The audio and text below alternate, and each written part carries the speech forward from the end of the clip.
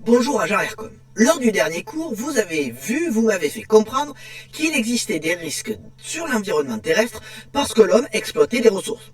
Oui, un risque comme les pollutions par exemple, ou le fait de ne pas faire attention à son environnement. Mais je me suis aperçu qu'il existait aussi des risques naturels. Ces risques naturels peuvent être de différentes sortes. Oui, vous pouvez avoir les cyclones, les tempêtes ou les orages électromagnétiques, comme en ce moment dans notre liaison.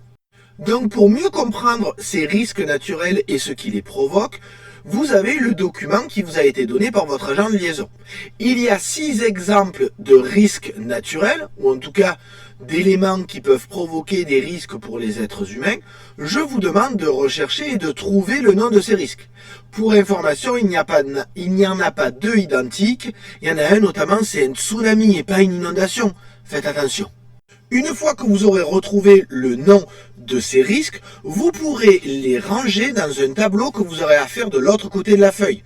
Dans ce tableau, vous aurez donc à classer les 6 risques que vous avez ici, mais aussi mettre s'ils sont d'origine interne, c'est-à-dire si ces risques proviennent de l'intérieur de la Terre, ou s'ils sont d'origine externe, c'est-à-dire si leur origine est à l'extérieur de la Terre, dans l'atmosphère par exemple. N'oubliez pas que pour faire un tableau, il y a certaines règles à suivre, comme pour un schéma, c'est-à-dire le faire au crayon, faire des cases fermées et ne pas oublier le titre. Enfin, dernière question, vous aurez à faire une petite recherche pour indiquer si on arrive à prévoir précisément ces risques. Oui, c'est ça qui m'intéresse.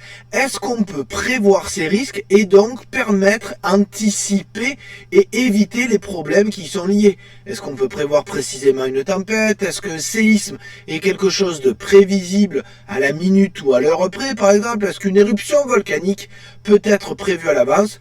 Donc vous faites votre recherche sur internet, n'oubliez pas de citer les sites sur lesquels vous avez trouvé des informations. Oui, il est important de prendre l'habitude de citer ces sources.